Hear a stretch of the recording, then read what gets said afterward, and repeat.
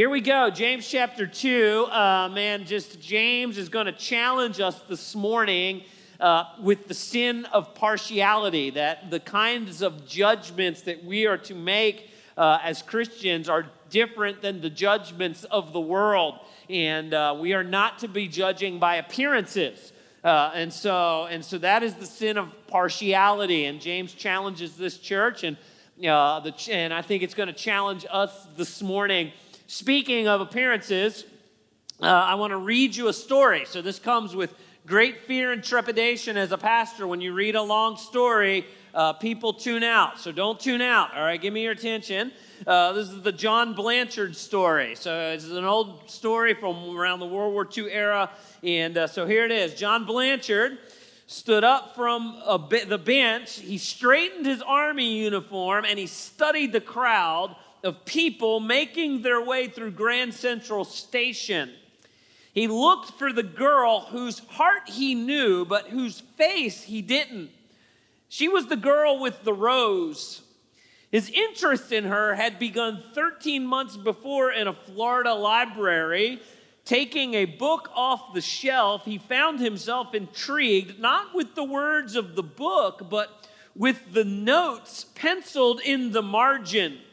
The soft handwriting reflected a thoughtful soul and an insightful mind. And so in the front of the book, he discovered the previous owner's name. Her name was Miss Hollis Meynell.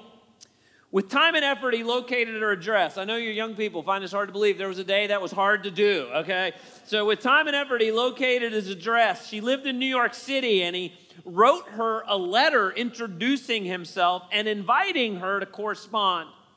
The next day, he was shipped overseas for service in World War II, and during the next year and month, the two grew to know each other through the mail. With each letter, there was a seed falling on a fertile heart. A romance was budding. Blanchard requested a photograph.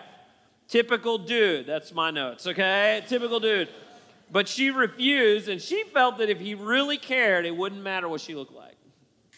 When the day finally came for him to return from Europe, they scheduled their first meeting, 7 p.m., Grand Central Station, New York. She wrote, "You'll recognize me by the red rose that I'll be wearing on my lapel." I'll let Mr. Blanchard tell you what happened next. He said, "A young woman came towards me, her figure long and slim, her blonde hair lay back in curls from her delicate ears, and her eyes were blue as flowers. Her lips and her chin had a gentle firmness, and in her pale green suit, she was like springtime come alive. I started toward her, entirely forgetting to notice that she was not wearing a rose.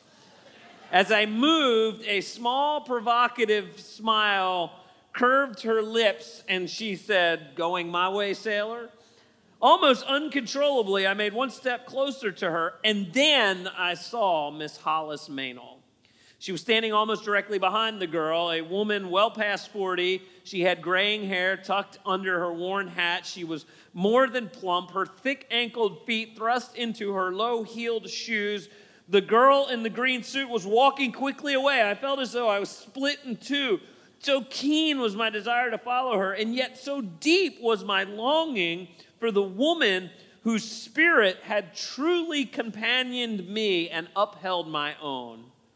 And there she stood. Her pale, plump face was gentle and sensible. Her gray eyes had a warm, kindly twinkle, and I did not hesitate.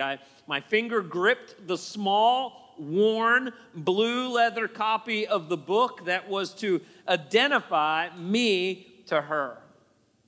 This would not be love, but it would be something precious, something perhaps even better than love, a friendship for which I had been and must forever be grateful. So I squared my shoulders and I saluted and I held out the book to the woman, even though while I spoke, I felt choked by the bitterness of my disappointment. I said, "I'm Lieutenant John Blanchard, and you must be Miss Meynell. I'm so glad that you could meet me. May I take you out for dinner?" The woman's face broadened into a tolerant smile. I don't know what this is all about, son, she answered, but that young lady in the green suit who just went by, she begged me to wear this rose on my coat. And she said, if you were to ask me out to dinner, I should go and tell you that she's waiting in the big restaurant across the street.